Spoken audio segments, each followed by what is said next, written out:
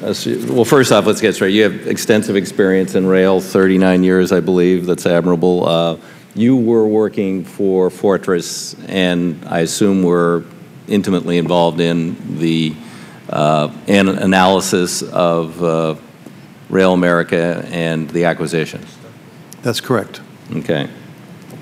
And the statement that I referenced earlier that Fortress had to have, quote, it's out of context, but anyway, to have no current plans to abandon any rail lines in connection with the proposed transaction.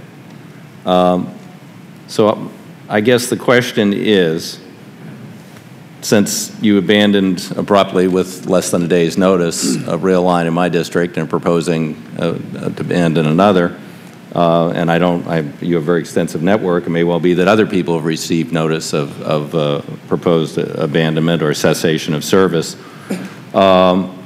It's not technically abandonment, cessation of service. Only 220 days after the acquisition. I guess the question is, do you think 220 days fits the assertion about no current plans?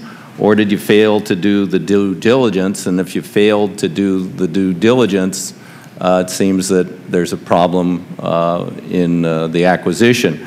And I'd further cite the fact that RailAmerica was in the process of applying for a RIF loan for that line. So if they're applying for a RIF loan, they had deferred maintenance for over 10 years, they had a substantial problem with the tunnels, how come you didn't know about it? And how come we had this assertion that you had no current plans to abandon? Well, I think the assertion made by Fortress is still accurate. We have over no current. It's just okay. So we're going to rest on the word abandon. You would like to not operate the line, sit on the asset, hope that Maersk goes in there at a future date. You have an incredibly valuable asset, and then begin to operate it again. Unfortunately, we will have lost substantial number of local businesses and jobs in the interim. So I guess you aren't proposing to abandon it. You want to sit on it and not operate it. Is that correct? No, sir. Okay. Then what are your plans to reinitiate operation of the line other than the proposal you made in response to the governor, which has been rejected by the state? Right. Well, let me clarify a couple of things for the benefit of the committee. We didn't just come down and close down the operation. We found and discovered some significant and Well, wait. Let's go back to your due diligence. You didn't find that when you were examining this? There's 10 years of deferred maintenance. There's a pending loan application to fix up the immediate safety problem, and you didn't know about any of that when you bought the line? I don't believe I said that. Well, then you're kind of getting a little off the track here.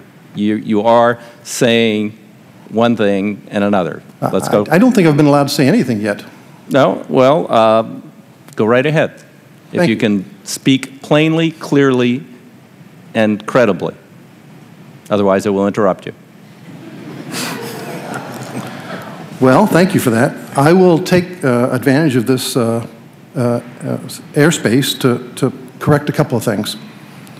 The first one is, you said earlier that there was virtually no investment on the CORP over a 10-year period of time prior. Obviously, there was inadequate investment because the tunnels were substantially deteriorated and they were applying for a loan to fix up the tunnels, which you canceled or you terminated the process. So you must have been at the point where you terminated the process, which was many months before you closed the line. You must have known there was a problem. Is that correct? I was trying to make a statement. Well, I'm just asking you, look, one day's notice, you close the line, we got shippers who have stuff stranded, you could reopen it only to move your own cars out of there, and you're telling me, oh, you want to make a statement. I want some answers. If you did your due diligence, were you aware of the problems, the deterioration on that line? Why did you cancel or decide not to go forward with the loan to repair the line? Were you aware of that at the time of due diligence and acquisition? And you're smirking and smiling, and that's fine. But look, we want to get this line open, and as my governor said, we're going to get a one way or another. You're going to rest on the word you didn't abandon it, you just shut it. You don't have any credible plans to reopen it, you just shut it. You want to sit on it and hope Maersk goes in there and you get a big bonus out of it.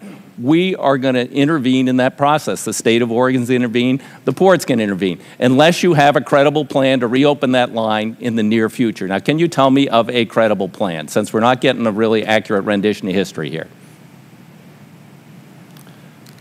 Well, I'm doubtful whether I'll be allowed to finish my sentence, Well, but I'll try. Because you're not saying anything that is credible. Let me start again.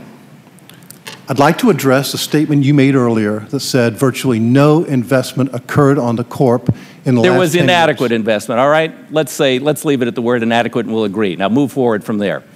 Did you know about the loan when you acquired? I'd like to clarify that we spent $40 million on the CORP over the last 6 years. Were you working for CORP? RailAmerica. Okay. $40 million.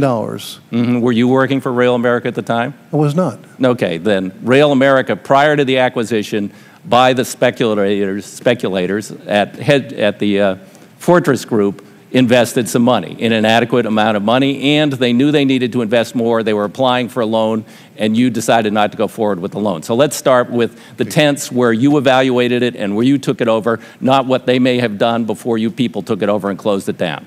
Okay. Well, good. Thank you for letting me clarify your earlier misstatement. I appreciate that. The second point I'd like to make is on the RIF loan. Okay. RailAmerica, before we got there, apparently looked into the RIF loan process, never filed a RIF loan application. No, we understand it wasn't filed. The state of Oregon told us they were told that they were in the process of putting together a proposal at the time of the takeover. It was months after we arrived on the scene and reading the local newspapers in Oregon that we learned about a RIF loan in the first place. We did not withdraw any such loan. It was never progressed. It was never applied for. Okay, we understand it was not technically applied for. Were you aware of the deteriorated state of the line at the time you acquired it in doing your due diligence for your stockholders? Yes. You were, okay. So then how does this no current plans fit in? If you were aware of the deteriorated condition and now you've closed it, are we resting on the word abandon? You didn't abandon it, you're just closing it. No. It doesn't work, but it's not abandoned. That line would not have been shut down had it not been for the continuing serious deterioration of those tunnels. Right, but they didn't deteriorate in 220 days. They got gravely worse in that period of time. 220 days. That's pretty extraordinary. So they were pretty good when you took it over. 220 days later, wow, they're a mess. No, they couldn't have been pretty good when we took them over. So then in June of 2006, the old RailAmerica team set about the business of trying to improve one of the tunnels. Their plan was to spend $250,000 shoring up a portion of the roof. As they began working on that portion of the roof, the unsettled conditions caused another section of the tunnel to cave in, and what became a $250,000 short-term fix became a $2 million problem for one tunnel alone. Right. And service was terminated for about 6 to 8 months on that line. This was in 2006. So we were aware there were problems, and so were you. Yeah, but I didn't acquire it and I didn't close it. So, nor did the state of Oregon, nor did the Port of Coos Bay. So what are your plans other than your unacceptable plan where you asked to have your operation subsidized, where you asked to have other people contribute for most of the work to reopen the line? Other than the plan you put forward, which the governor has soundly rejected, what plan do you have to reopen that line? Otherwise, is this a constructive abandonment? You have no plans to reopen it. Do you have a plan? Can you tell me of a plan other than what has been rejected by the state of Oregon, which would require extraordinary financial participation on their part with no ownership? Yes, we have another alternative we want to explore. Okay. But before I get into that... And when will we hear about it? But before I get into that... When will we hear about it, sir? Soon. Soon. Could you give me a timeline? No, sir. Okay. So is that something that's going to help you skate through the STB where you're going to be contested because they're going to go for a feeder line application because we have constructive abandonment and you're going to try and come up with something else that isn't, or is this going to be a credible proposal, and who are you going to make it to? I don't know how to respond to all that. Well, yeah, well, then I guess we'll just leave it at that because I'm way over my time. Thank you, Madam Chair. Mr. Jarvis, you know, as we discussed earlier, there is a major problem. You know, you can elaborate a